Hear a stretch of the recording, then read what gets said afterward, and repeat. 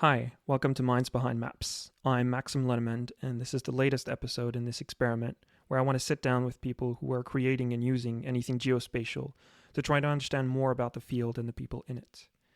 Today my guest is Chinmay Adhvaryu, the founder of Influunt, a company focusing on water damage assessment. I wanted to talk with Chinmay because of a recent Twitter thread he posted on his experience founding a previous company, Earthlab, in the field of Earth observation. In this thread, he mentioned he decided to close Earthlab, and he shares some thoughts as to why, which we talk about in this episode. We don't talk only about the technology involved in building a specific product, but rather on finding something useful to build and how to solve a real problem. This was an interesting conversation as Chinmay has experienced this firsthand in a way that I just haven't. We talk about Chinmay's ties to India and his journey to the US and Europe, and how that has helped him decide to tackle water damage as his current focus. As people who have listened to some previous conversation know, I've worked on flood monitoring in the past, and I wanted to know how Chinmay is tackling it himself, but from a different angle. Chinmay shares some of his journey as a founder within the Earth observation industry through some of his previous experience in Internet of Things, or IoT in short. In this podcast, I've talked with people who've been working within the Earth observation industry for years, but I also want to hear from people like Chinmay who have only quite recently started working within this field and how they see opportunities and why they decide to stay. As usual, you'll find some timestamps and some links to the different topics we discuss in the show notes. You'll find links to Chinmay's Twitter thread I mentioned earlier and that we discuss, as well as some of his social media links there.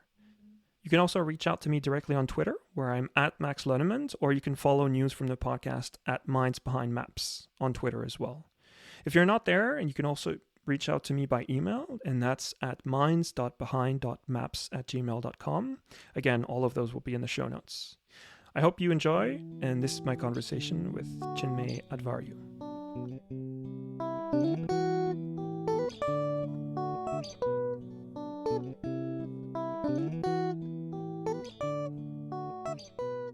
Hi, Chinmay. Welcome to Minds Behind Maps.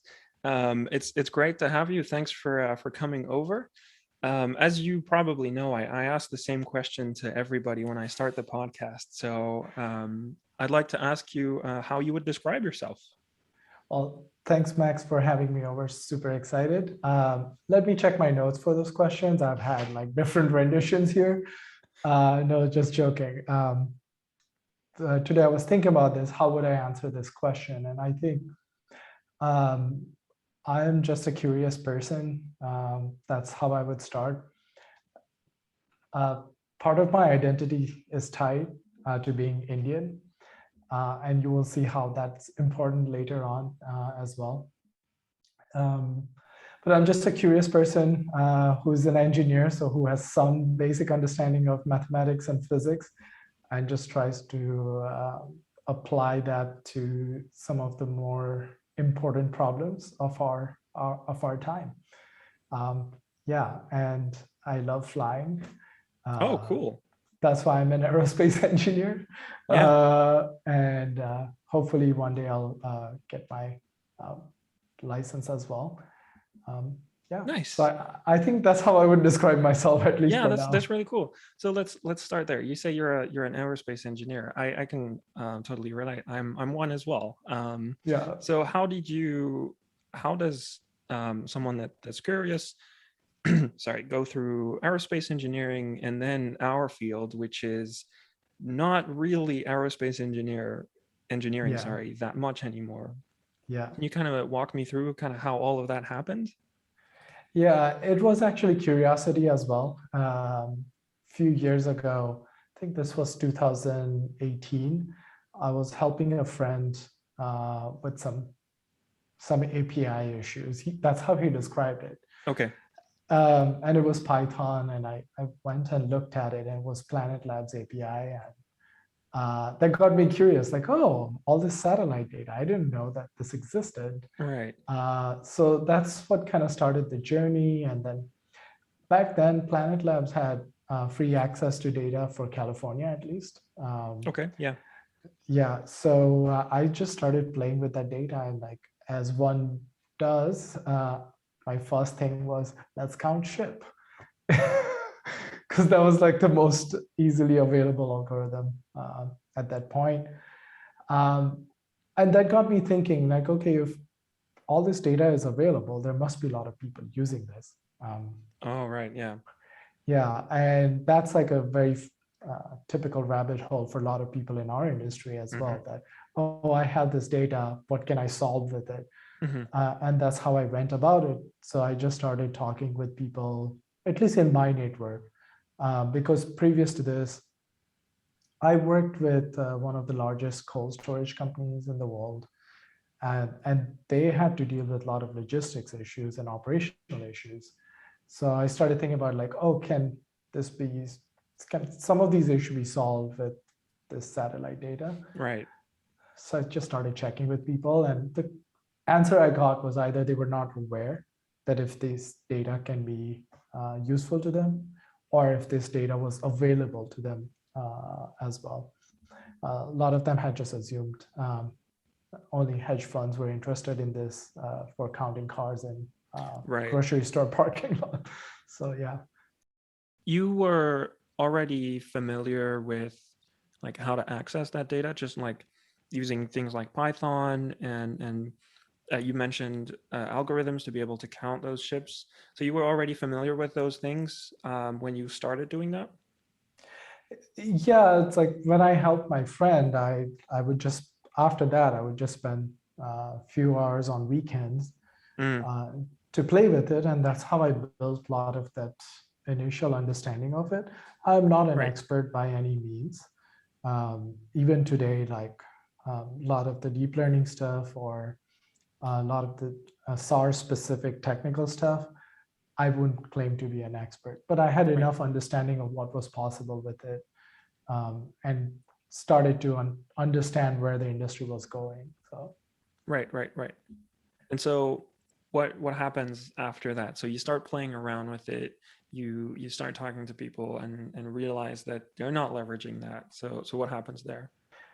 yeah, so again, this is, I bet like a lot of founders in this space go through this similar story where then you decide to take it upon yourself, like, oh, I'm going to solve this problem. And the first assumption I made was it's because people just don't know what's available to them. And Right. even if they do, they don't know how to do something with it. So let's solve that problem. So my first idea was something mix of Skywatch and Up42. We're like, let's make an API that accesses data from all over, So a sort of as well as make marketplace it. that you would be able. So for people who don't know, those companies kind of try to aggregate everything so that instead of having to go through everybody, you go through them to kind of access everything, kind of like a supermarket of satellite image data. Yeah, and then I went slightly further and I said, okay, well, a lot of the problem set from technical standpoint is very similar. So it's similar type of image recognition or object recognition type of problems. So can Right. we build kind of like a central algorithm that does 80% of the analysis, and then for rest 20% we can have specialized algorithms to detect certain type of features. Mm-hmm. Um, so that would bring down the training cost on at least the computer vision side, Right. but that would also create large enough training data set that can cover a lot of the edge cases as well. So that was the original idea that I started with, but I did not have any specific business application in mind at that point. Right. So you were building something you didn't really know who for. Is Yeah. that right? Yep. So how did that go? I mean, I kind of already can imagine, but like yeah, I'm curious kind of how did that you know, it's really hard I think when you're in the meat of it, like you're really deep down to realize that maybe there's you don't really know what the people need. So I'm curious to go like if you could walk me through that what that process was like. Yeah, so a couple of things happen. So one thing you should know is like for last 7 years, I've been a product manager. Okay. So then like at some point, my product management side kicked in. It's like, okay, maybe we should go and ask users and figure out Okay. what the hell is going on here. So I I started talking with people, and at the same time, I also applied to Techstars Mm-hmm. Space Accelerator in LA, and I was still a solo founder at this point. And I got the first interview with them, and I had to pitch to them, and I wasn't sure what I was going to pitch to them. So I just made up this thing that, hey, this is still Earthlab days, where I said, um, Earthlab is going to be the AWS of satellite data. That's what I pitched.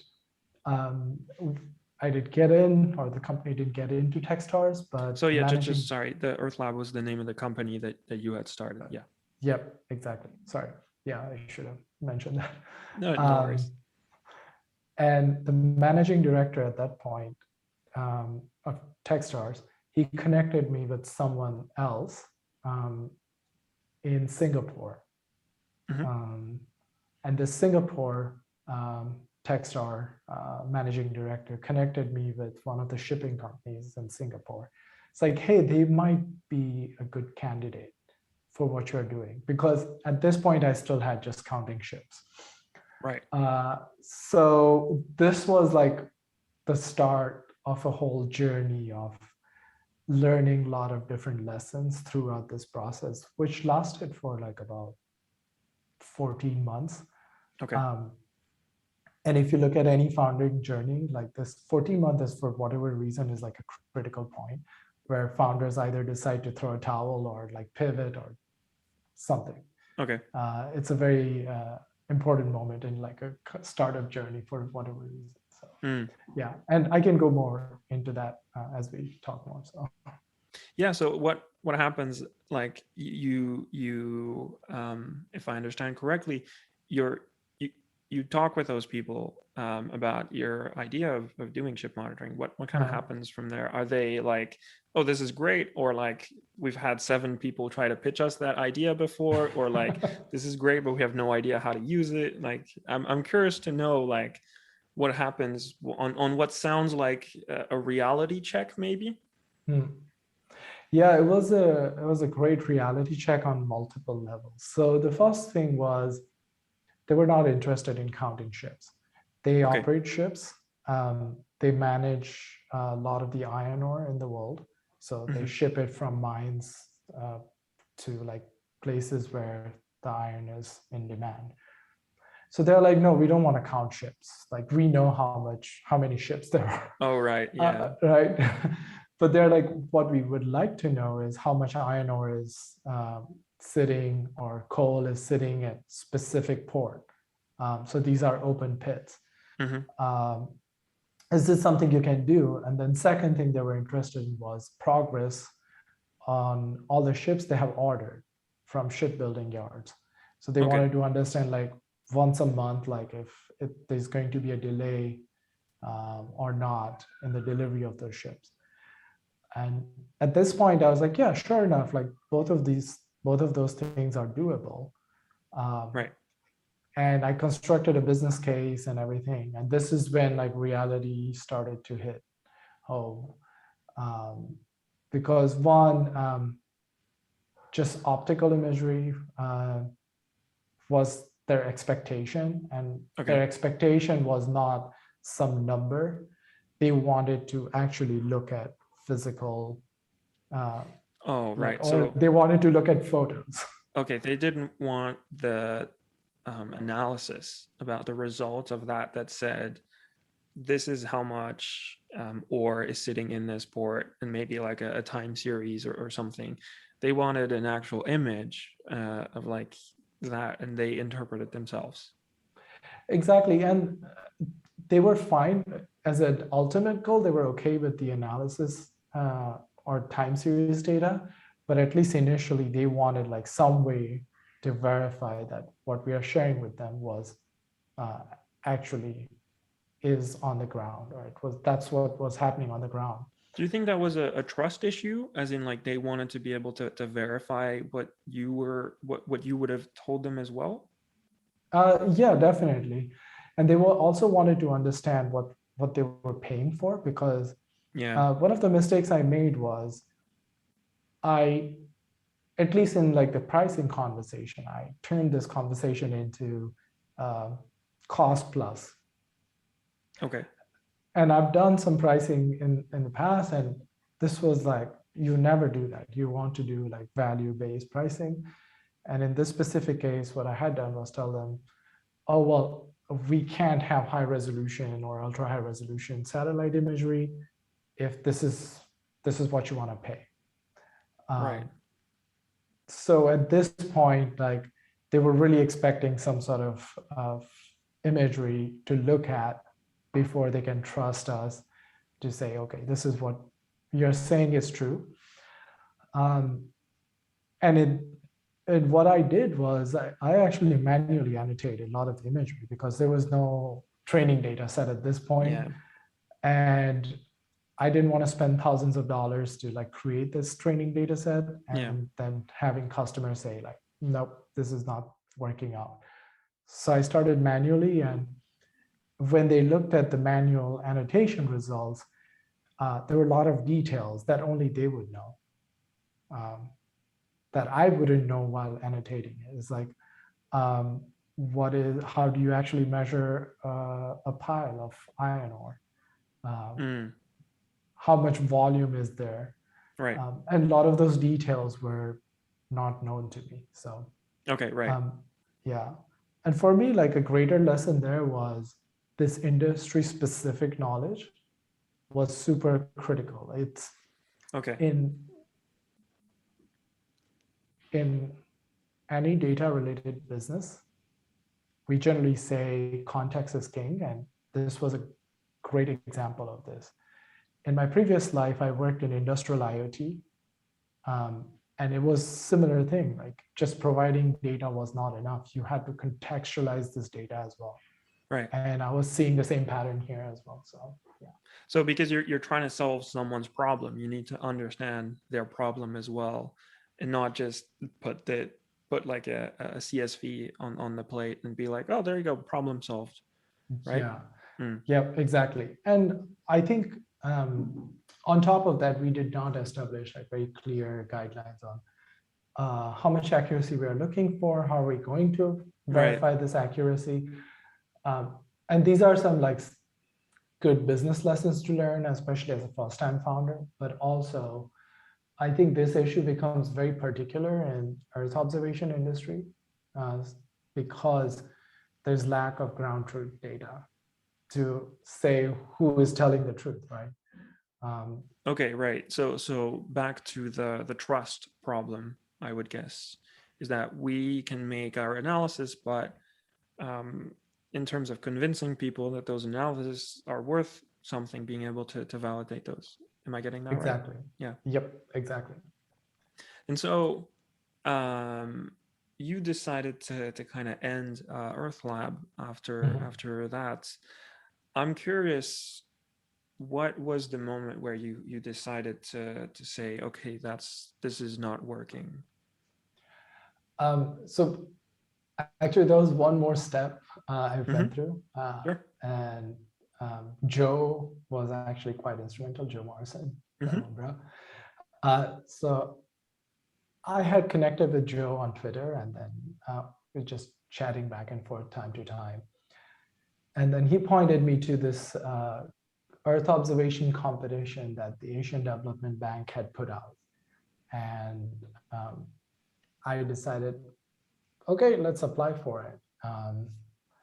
And at this point, if you know Arvind from Tomorrow. Yeah, I had him on the podcast actually. Yeah. I'll put all of that in the show notes, and tomorrow.io as well, which is a company that's trying to do weather measurement and gather weather data as well from space. Yeah, so I was talking with Arvind as well at this point, and Arvind was like, do you want to apply for it? I was like, yeah, let's do it, and let's do it together. So we kind of partnered up just for this project, and we won, like we got the project. Cool. Yeah. So at this point, we had promised all these things to ADB that we can do this, this, and this with Earth observation data. But point came like now it was time to deliver all this. And so we spoke with the ADB team. This was their macroeconomics team. And when we spoke with them, the conversation was very surprising and pleasant in a good way, because they said, like, we know that not all of these things are going to be 100% accurate or possible. What we really want to do is understand the potential of Earth observation for measuring economic indicators. Right. So it turned into this more of a learning opportunity for us, as well as for the ADB. And at this point, I was starting to understand like a lot of the dynamic in the market as well, because I had been doing this for about a year at this point. And we were 2 months into this project, and this is where it just started becoming very clear that either we are going to be a consulting business, we continue doing these kind of projects, and eventually we'll find our stride, or find a specific business problem that can be applicable to multiple businesses, or at least 1 or 2 large segments, and go into it and provide a business solution. And Earth observation data could be one input to it. And so this was kind of a soul searching moment as well, where I started thinking about like, okay, well, what are the problems I can really get behind? And climate was always like top of my mind. And I was starting to think about what kind of climate related problems we can actually help with if we start with Earth observation data. So this was like kind of the pivot personally for me about how I started looking at Earth observation business and also Earthlab. So yeah. And so you decide to pivot, but you still decide to stay within Earth observation and everything geospatial. And you just earlier mentioned that there's a problem which is around the ground truth and being able to validate that. So given all of that, I'm actually quite curious why you decided to still stay and like give it another shot. Yeah. So what really attracted me to Earth observation to begin with? Actually, there were 2 things. One, it's a very neutral data set, right? You can't really bias it. I mean, yes, like the processing that happens, it may be able to bias it, but not in the bias will be consistent. So yeah, at least you have that going for you. And then second thing was, as humans, we have done a good enough job of instrumenting and observing spaces we live in. So like cities and rural areas, wherever humans are, you're going to find some way of monitoring, observing what's going on. Outside that, we don't have much clue what's going on. But Earth observation at least gives you that first layer of filtering that, okay, well, we need to probe deeper here. There's something going on here. There's some changes happening here. And to me, from nature side, that's very important. Like that gives you this almost like a very good way to probe deeper into. And going back to my curiosity theme, this is where you can start becoming more curious about a specific location on the planet. So for me, that was like the power of Earth observation, and I wanted to see that being applied to climate side as well. So that's why I decided to stay with it. So at least we can start getting that first layer of data, and that helps us define and understand, should we instrument more spaces? How should we measure some of the changes happening on the ground? What should we do with it? So, yeah. Right. And so what comes out of that process?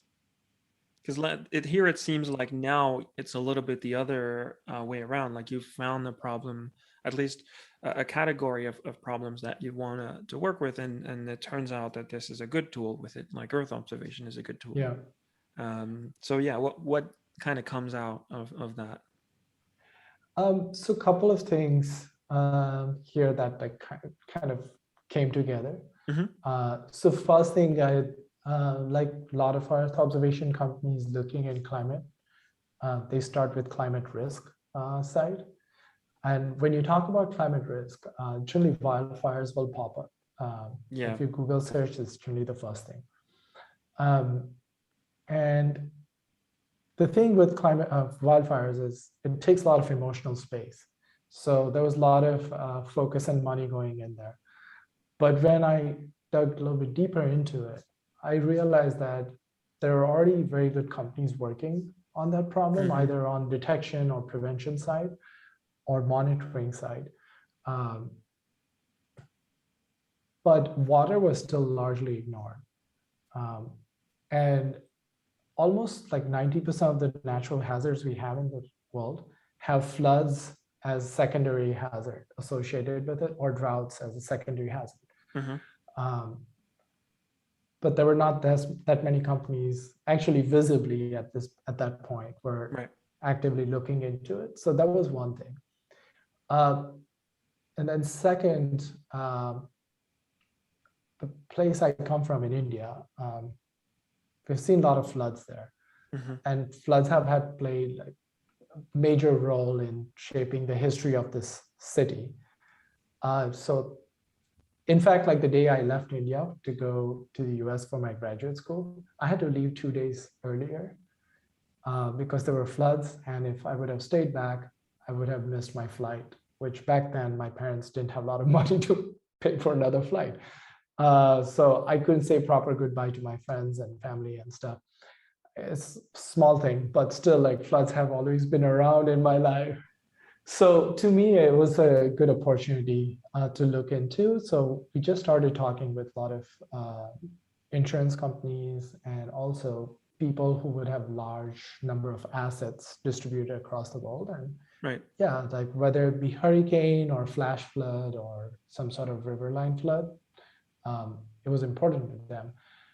And at the same time, I was also talking with a couple of agriculture insurance companies, and they also had flood and drought as one of the major causes for losses. Mm-hmm.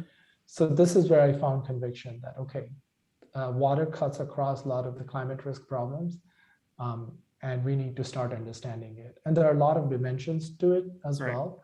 So it was not super crowded space where everyone was just doing flood extent measurement or flood prediction. So yeah. Yeah, this is also one of the reasons I wanted to have a chat with you is because this is one of the stuff that I used to work on at my Yeah. time at ISI. And so I'm very curious to know from your side of things like your perspective on just what the field of Earth observation can bring in and just how you're trying to tackle it as a whole. So yeah, I find that topic really interesting to first of all because I've worked on it, but I want to hear from people who are doing it differently a bit. Sure. And it's interesting to see that you're coming to a bit the same conclusions as well from another perspective. So what you have those conversations with people, what do they tell you about what flooding and just water damage can do in general? Well, so it's very location specific. That was like the first thing to learn. Mm-hmm. And when I say location specific, I don't mean like Texas versus Catalonia versus Amsterdam or something like that. I mean within like few meters, and you know this much better than me. Within few meters, you can have very different outcome from a flood, be it presence of water or not, or it could be as simple as like damage associated with it. So yeah, that was like the first thing that was very interesting. Second thing was just the intensity and how long it lasts can vary. Some floods, like the top of or worst case flood is going to be only for 5 minutes, and after that you may yeah. not have trace of it, right? So catching it at that moment was sometimes was very challenging. And then third thing was a lot of the flood modeling, and I'm still learning about this, so I'm not an expert, so I may say something that may not be true. So take that with a grain of salt here. Uh, and third thing I noticed was a lot of the flood modeling was still done using physics-based modeling, Yeah. right?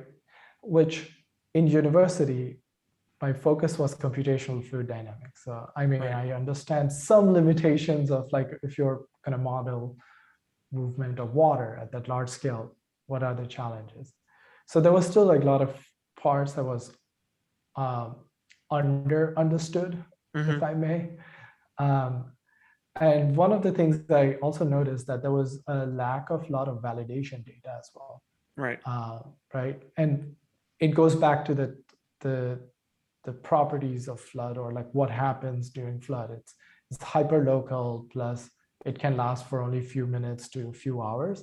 So it's really hard to catch what exactly happened during specific flood.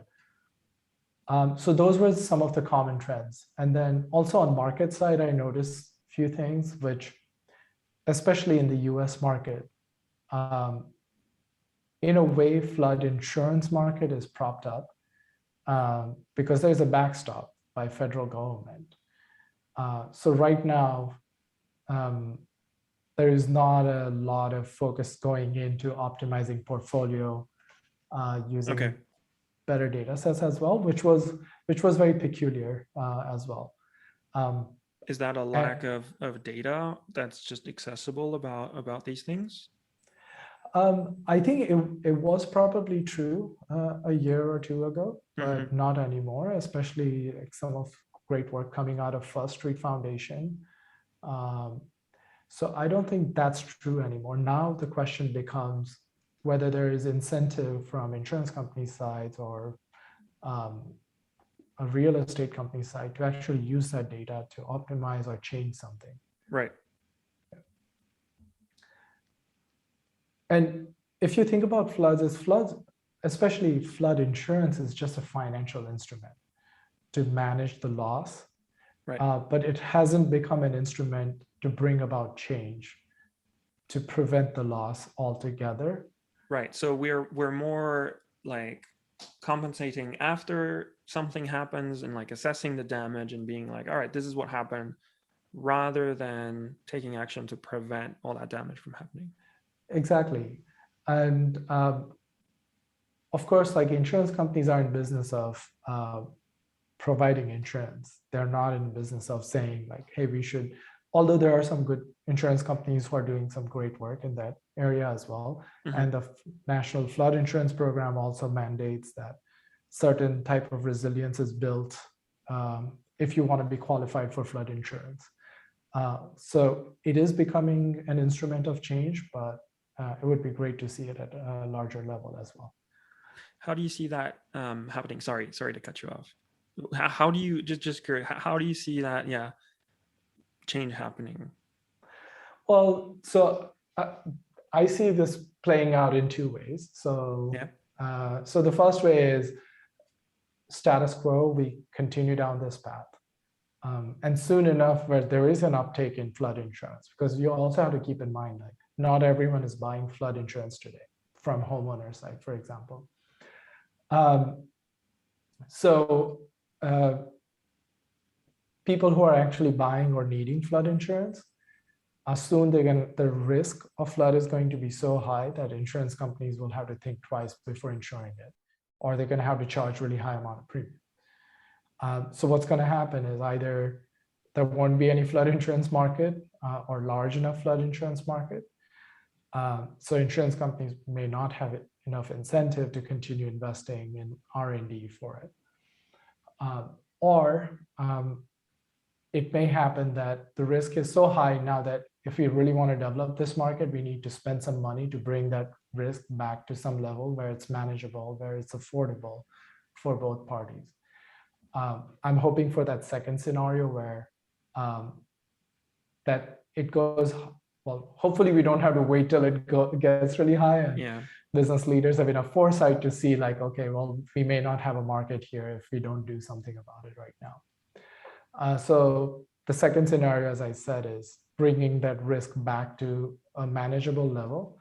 Um, and I was talking with some insurance leader, reinsurance company leader, and this person mentioned like, we have seen this similar dynamic in the past as hurricanes started picking up and creating a lot of damage in the US, for example. Mm. Everyone thought like, this is it. This was like, this is it for insurance companies and reinsurance companies. But they responded, they pivoted, and the whole CAT modeling industry was born out of it. So they figured out a way around it. So they didn't build resilience, but at least they responded Right. with long-term thinking. So I think that can happen in flood and water-related risk industry as well. So, And like, can you help me understand what you guys are trying to get to? Like, what is so yeah, let's backtrack. You started something new out of the previous experience that you had at Earthlab, that's called Influunt, and I hope I'm pronouncing that right, by the way. yeah, I've that's mostly seen it written. right. So you start that out, and yeah, can you kind of walk me through what that attempt at solving that problem is? Sure. So to the core of it, we are trying to understand water risk. Uh, Either what is that risk today? So this manifests in terms of floods, droughts, availability of water, Mm-hmm.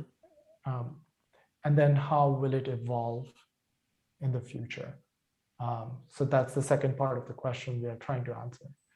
Uh, for us, Earth observation data is a great starting point because, as I mentioned earlier, there's still lack of good validation data Right. for the existing physics-based model, but also to understand what had happened in the past. Um, so we are starting with Earth observation data because that's what we know Right. well or good enough, not to the level of ISI or cloud to street, but we know our way around it. And at this point, like we are looking at different problem sets where this type of water risk manifests in itself. So this could be as simple as insurance, flood risk modeling, but there is also real estate industry or supply chain, which can see disruption and they need to start thinking about adaptation strategies. So we want to enrich our data set with other types of data as well to help them make that transition. Like, okay, if you want to avoid that business disruption because of floods, um, these are the 5 different things you should be able to do and start thinking about it. And then they should be able to also think about what are the trade-offs here, because not all of them are going to be available to them right away. And this is just one example of like one sector. And in agriculture, this could be what type of crops are we growing here, and is it still compatible? Right. Uh, Okay. is it going to be compatible 5 years from today, 10 years from today? Because we need to start thinking about it today for food security as well. So Mm-hmm. there are huge implications of water mismanagement and not understanding water risk. And that's what we are trying to solve today. So Right. And so I wanna take a step back. What do you? There's a lot of companies that are kind of popping up and getting funded in this whole Earth observation field that we're in. Over the past few years, there's been like this massive growth of um, well, yeah, growth of the companies that are like the number of companies kind of trying to do that. mm, Where do you think that kind of goes with like, do you think it has to keep going down, like companies trying to solve a specific problem, like what you're trying to pivot towards? Like, how do you think, I'm just curious what you think about like mm, where the industry itself is going. You've tried it once, you're trying it again. Like, I'm very curious to get your perspective as you know, having thought about maybe a bit bigger picture than I have. mm. What are you thinking about where this whole the industry kind of in general is going from, the perspective of someone who's founded like I think 2 companies by now. I don't know if you've had any other ones, but I'm, Yeah, I'm let's just just very count two. curious about like what are your thoughts on that in general. That's a very loaded question. I think more loaded than "Who are you?" question. Yeah, I mean, what I what I'm trying to understand is that I want to understand from your perspective, which is very different from mine. I've been more deep in the weeds and like trying to implement those stuff. Part of a team that does that. That's still what I'm doing. I'm a data scientist at core, and speaking to people at night, and I want to understand kind of those different points of views from a higher perspective, from a lower perspective, kind of where do you see things having gone, because you've been in this for now I think a couple years as well, and how do you see like the market being, for example, in a few years where a lot of companies are trying to grow these things, and it feels like not all of them are necessarily trying to solve a problem, a specific problem all the time. The number of websites that you see coming up where it's like, we're going to make geospatial data available, and you're like, wow, that's great, but I've seen 10 of those. And so I'm just, is that a thing that you're seeing as well or not? Maybe to try to make that question a bit less bloated, because it is indeed. I'm just, trying to understand a little bit like how you think about the industry as it is. Yeah, so I think, as you rightly pointed out, like there's a lot of companies coming up left and right. So at least on the company starting level or founding level, I'm seeing a lot more focus now on different sensor types, Right. Right? Which is great, actually. And the question I always ask myself is, if these companies, the data providers or data generators, the core of their business is going to be operating the fleet of satellites and making data available, then how is that business going to align with analytics layer or application layer? And I haven't found a good example of it yet. So I'm not convinced that those companies will be able to pivot and say, like, we are actually a problem-specific company. Even companies like that want to measure very specific things, ultimately the applications are very different, and then they are letting specialized people do things with that data. Like infrared sensor is a great example. Like most of the time, the application that comes to mind is measuring building energy footprint or intensity. Right. So you're saying that the sensor itself is already tied to the application in a lot of times.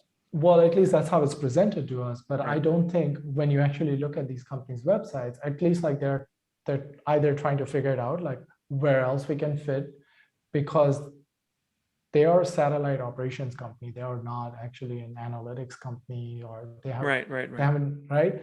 They're gonna have challenge. They're gonna have hard time like becoming an analytics company, at least in my opinion. And then the second thing is a lot of the problems that are meaty and big enough to solve, I think they're going to require multi-sensor approach, be it Earth observation sensor or like some other type of sensor or other type of data.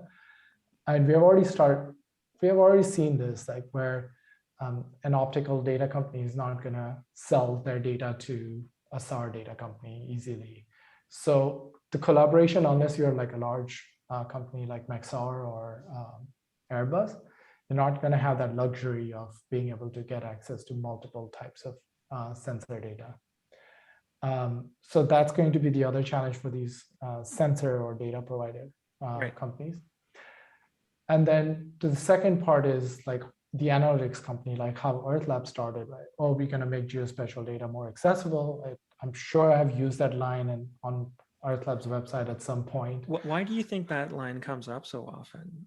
Like, do you have an idea, a hunch about like, it seems like that comes up a lot, and do you do you know, or do you have any idea about why that actually might be the case? Because I feel like I hear that sentence about, we hear that all the time as well. So Yeah. I'm very curious. Do you have like an idea about why that actually might be the case? Is it because we actually haven't solved that problem, and so we keep bringing it up because each time someone else comes in the industry, they're like, hey guys, get your stuff together. I have a couple of theories there. One is like a very startup-y tagline, like we're going to make this accessible or that accessible. Oh right, Uh, yeah, right. So uh, coming from IoT side of things, Internet of Things, it was the same thing. Like, oh, you don't have to worry about calibrating or cleaning your data. We'll take care of it for you. right. So, um, and that probably worked in terms of raising money or at least like Mm, getting some attention. So maybe that. And then second, if you look at like some of the earlier Earth observation companies, like satellite companies, that's what their claim to fame, that we're going to make satellite data more accessible, Planet to be specific. And even in that case, it's like when I was naive, and I'm still naive, but when I was well, welcome to the club. I consider yeah. myself just as naive. So When I started in Earth observation, I was like, oh, well, this data is super useful, but it's really hard to work with. yeah, So let me solve that problem. So everyone just thought like, oh, well, Planet claims that they are doing this, but they're not really doing it. So I'm going to solve for it. So maybe that's like the pull in saying that we're gonna do it. We're gonna make it more accessible. Um, the question a lot of people don't ask is like, are you gonna make it accessible to whom yeah. and to do what? And this was the question I did ask when I started Earthlab. And uh, 14 months later, at that magical time, uh, I asked myself, like, who are we making this accessible for and to do what? And that unlocked a lot of things. And results are yet to be seen, but at least so far it seemed to be making sense. So, What do you think of um, the Microsoft Planetary computer, and very recently Google Earth Engine just announced that they would be open to commercial applications. So Google Earth Engine being, well, as the name suggests, Google's kind of platform where they have a lot of data that is merged together, that's co-registered together. And then Microsoft's on the other side is using things like Stack, Spatial Temporal Asset Catalog, and a lot of open source tools. What do you think of those approach in that term of making data more accessible? I think they are fantastic. I really welcome them because one, it just brings more awareness. Mm-hmm. Um, and on top of that, they're actually preparing the next generation of data scientists and Right. engineers and analysts to really start using and understanding this type of data as well. Whether they will be enterprise level commercial analytics platforms or not, uh, yet to be seen. Um, Again, like since I have more experience on IoT side as well, like I go back to that example, Yeah. there were a lot of analytics platform or this kind of aggregation and analytics platform for IoT data as well, Okay. especially on industrial IoT. The challenge was always, can you turn those, turn that analytics and data into some sort of actionable business results Mm, fast enough?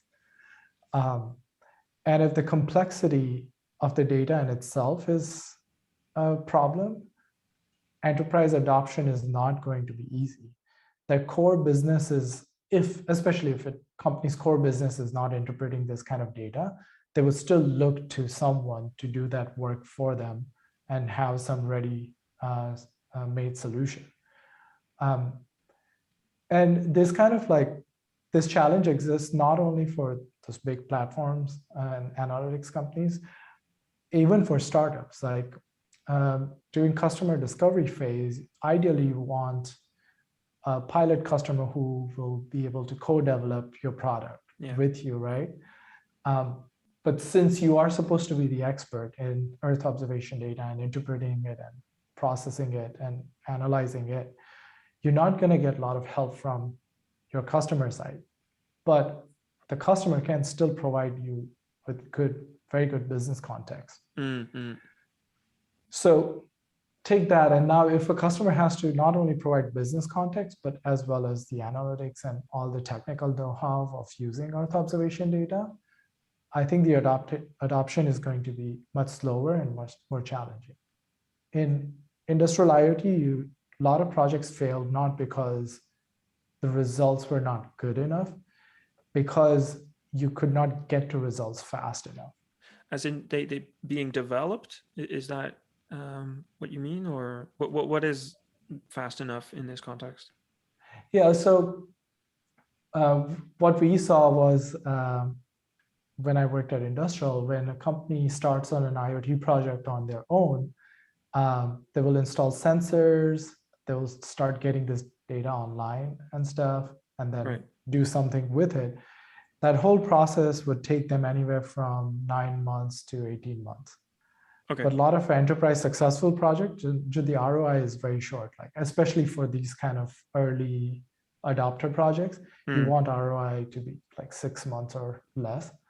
So when your executive sponsor is waiting for 18 months to like really see the outcome, companies will lose interest, it won't get budgeted. So there are a lot of business reasons for it to not work that way. So yeah. I want to take a complete shift. You mentioned something earlier that when you were answering my very common first question, you mentioned that being Indian was a big part of who you are. I'd like to touch a little bit about that. What did you mean by that? Well, first and foremost, my country gave me a lot of opportunity, like as simple as providing education all the way to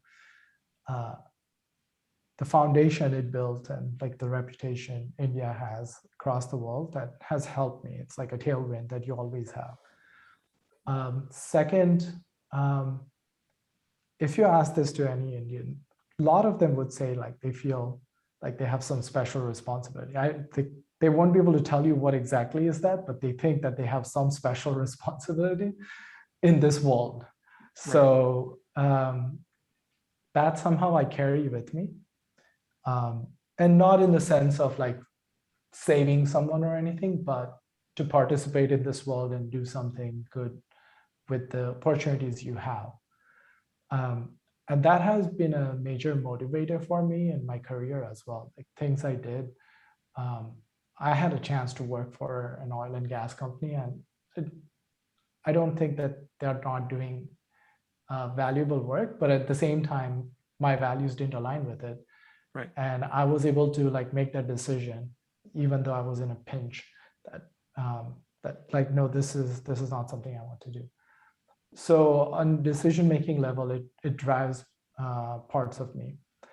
And if you look at climate change, the parts that are going to get affected the most are countries like India, but they were not the ones who actually took up a lot of the carbon budget.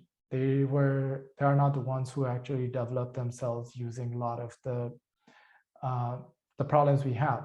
And not to say that they are not going in the same direction. They have to act and they need to do something.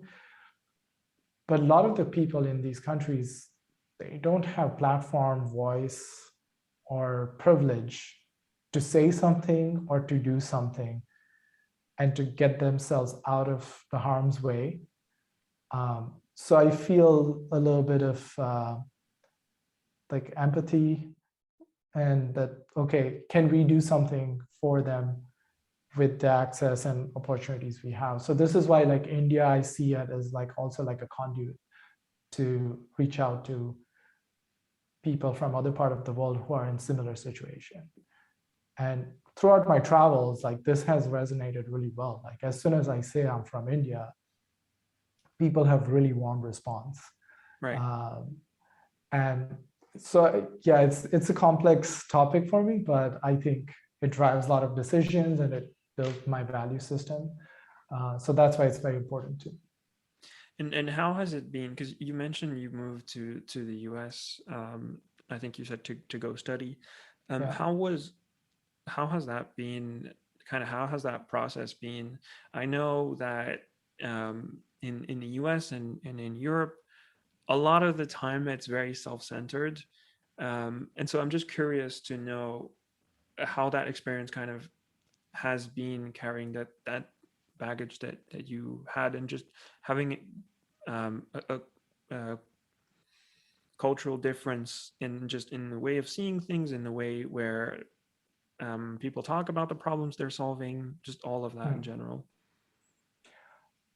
Uh, that's actually a very good question, and thanks for bringing it up.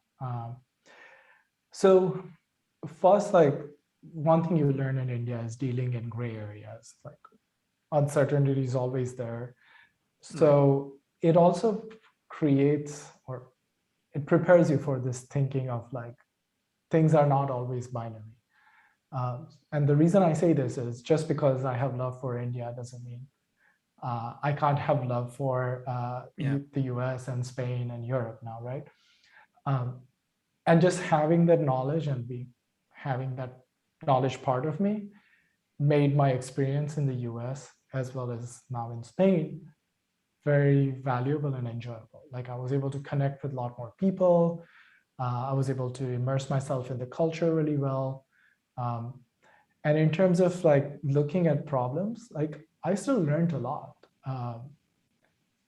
Like the default mindset in India, not always, but could be that this is how life is. This is the outlook, Mm. um, which also sometimes leads to where no one would take responsibility for things. Whereas in the US, what I saw was like this personal responsibility to a whole new level where Okay. people believe they are responsible for whatever the life outcome they have, and they will do something about it. I mean, not just like any other place, not everyone is going to be the same. So same thing Yeah, of in course. the US as well. So that was really amazing. And in Europe as well, it's it's really amazing to see like how your national identity can take a backseat here. Um, and there's the pan-European identity, but also like this focus towards like solving world's problem. Right. Um, if you look at like most of the Earth observation data that can be held for SDG comes from European Space Agency, which is really powerful to see that as like countries can come together and like work towards a common goal. Um, so overall, it's a net positive experience for me. There are sometimes like conflicting um, values, but that doesn't mean like I can't resolve for it, or at least I've developed enough empathy at this point to understand like, well, it's just I come from a very different background or I see this thing from a different perspective, but that doesn't mean the other perspective is not valid. Yeah, So yeah. I think that's one of the such interesting things about like the field that we're in is that a lot of people come in wanting to solve problems, and so that means it ends up bringing in people that have very different problems and come from very different places.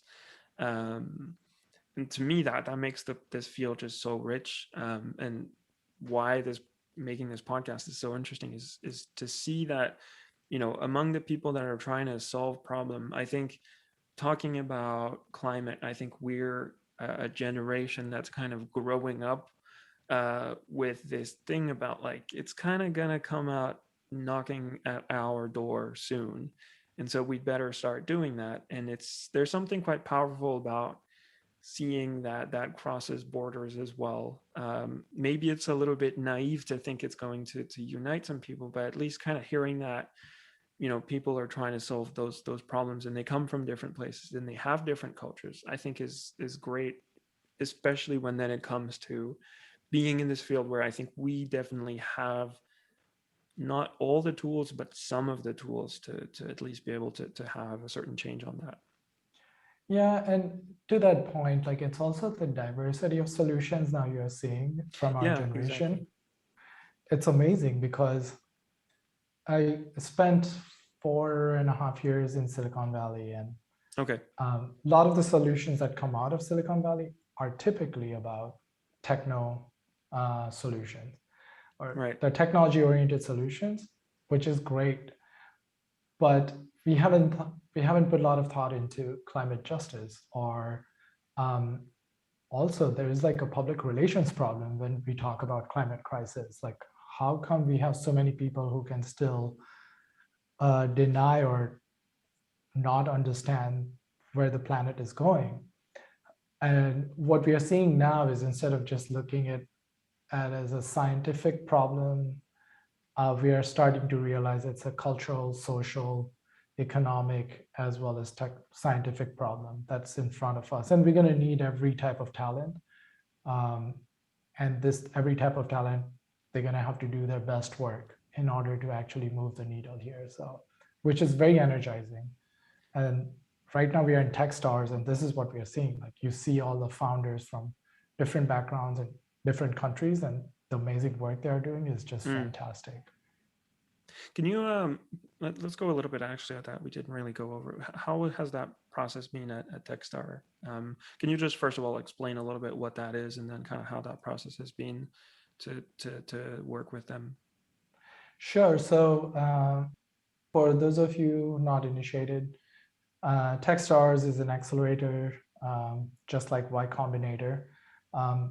What Techstar does is, instead of having a huge class in single place, they believe that good companies and good talent can come from anywhere. So they have very intimate class of 10 companies, and they are sector specific classes.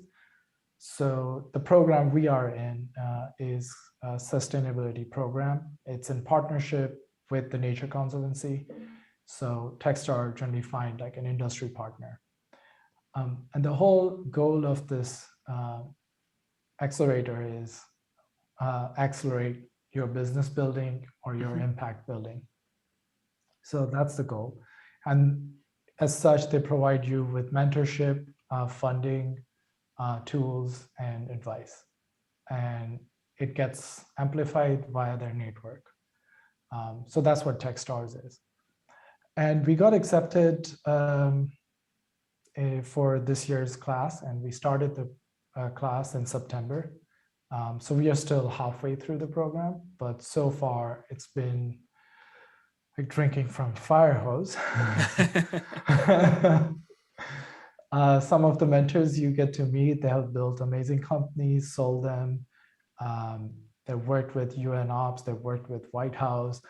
So you get to listen to their perspective from like whatever history they had and they have. But also you get to listen to a lot of different perspective about the same problem, which has been the most mind-bending thing as a founder, because you go to mentors and you think, I have this problem, and they're going to all have the same solution to this problem or same advice for the problem, but no. So one of the things I'm learning is, how do you calibrate that and also turn it into some bite-sized, more actionable experiments to really test out the advice. And then second thing is just intense focus. So one thing Techstars is very good at is helping you find that focus. So that has been a great process, because they put us in touch with a couple of potential customers, and like, go talk to these people, figure out exactly what are they trying to do in this moment, what are their problems, and then can you help them solve those problems? Can you help them do their job? And they do it in a very structured way, so it's repeatable. You can learn from those experiments over and over, and that has been very refreshing. Right.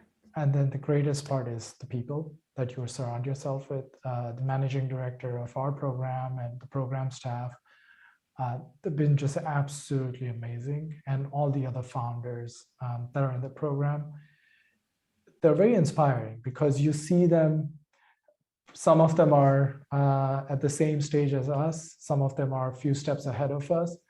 And when you talk to them and you realize you're not alone, because from the outside, startup building always looks like everyone is just hitting home run or goals. Yeah. But inside it's really messy. But when you talk to founders, then you realize, oh wait, it's not as clean as it sounds. Like it's really messy inside. And that gives you a lot of confidence. So Right. It's been a great confidence building exercise as well. So, and in that program, is it you mentioned that there were like people doing many different things. Is it all centered around technology, or is it all about data? Like how wide of a net are we talking about here? And I'm just very curious as well, because I'm guilty of that through this podcast around as well, is to kind of niching things down into like, oh, there's geospatial and there's the rest of the world. We don't really care about it. But I'm curious to know, like, what kind of other profiles have you been working with in terms of other founders? And what has that brought as well in you trying to solve your problem? So at the most tactical level, other founders are working on all sort of different problem set. So one founder, Anele, through Ego Global, she's trying to bring more transparency into green infrastructure building in Africa. And there's another founder, Saif, who is building Renoster systems, and they are instrumenting natural parks and natural reserves with sensors to measure different things. And we have a ClimateScape that is trying to bring more transparency into retail climate investing as well. Okay. So you have all different flavors and different type of problems they're working on. The great thing is you can still find common threads. So I can go talk with Saif and it's like, hey, I don't have this type of data to validate my model. Can you help me get it? Is there some partnership we can think about? So on the business level, there's always a benefit. Or I can go talk with Manuela, the co-founder of ClimateScape, and she can give me a lot of advice on like, oh, we went through a pivot and this is how we thought about it, or this is how we thought about our vision building, and how do we translate that into actual actionable work. So you can learn from this. And then on top of that, like I don't have a lot of experience in working in Africa or Asia for that matter, but there are founders who have, and I can go talk to them and they will tell me what to expect, what not to expect, what to do, who should I talk to, and they're more than happy to connect us with them as well. So there's a lot of synergy there. I hate the word synergy. It's very corporate speak, but in this case, there is a lot of synergy there. Right. So yeah, I think that goes back to what you were saying earlier, where it's not just about the data and the technology, but it's also about like interacting with people in different places and things like that. So I can imagine that being very valuable. I think one of the things I'm learning through all these conversations and just my own kind of career is that you realize that once you have the data, the problem is just half solved. It's turning that into something actionable or impactful. Different people have different words for that, but I can imagine that being very useful in kind of realizing, all right, we have some insight, some information that could maybe be useful for someone, but turning that into something where there's actually going to be a change is probably half the battle still. Yeah. And a lot of times we expect revolutions in order to solve problems, but incremental change is generally more effective. I've seen this like through my previous jobs as well, where going back to IoT, we were just like, oh, we're going to bring all this data and that's going to solve all your operational issues. No. A lot of times the way we had to do was, let's make 10% improvement and then make 5% improvement on top. I don't think long-lasting change happens like overnight. And again, like this is an example of like data is the first clue. It just brings us visibility, but Right. then how do we define those targets, incremental targets? Like, okay, what can we do now? Now that we understand what is happening on the ground, we have some baseline here. So it's kind of the anti-diet disruptive approach in a way. Yeah, I mean, even like the most successful disruptions, these disruptions are system disruptions. For example, right? They were not like overnight adoption of new technology. There's always slow penetration of technology through different use cases, but there was never like overnight adoption and like all of a sudden culture changed. Like even like digital cameras, it didn't happen just within 1 year, everyone just decided, right? It took like 10 to 12 years to actually the world we see today. But the digital cameras were invented like so many years ago. Yeah, so. Right. I see what you mean. So yeah, it's a slow process. And I think when we think about Earth observation in a way to get back to that, I think it's the same thing. Like the field is not new. It's been around for decades. The way we access the data itself is still very incrementally getting better in the large kind of scope of the problems that we're trying to solve. Yeah. I think that's actually a pretty nice place to leave it. I think this was a really interesting talk about just a different path than the one I've taken, and I find it very interesting to learn from what you've done. I'm really thankful for you coming on and sharing, the journey you've gone through Earthlab. You talked about it on Twitter. I really wanted to talk about that. I'm thankful that you came on and kind of talked about some of the missteps that you've had, and then going on over and starting building Influunt. Before we finish, though, there's again one question that I like to finish it with.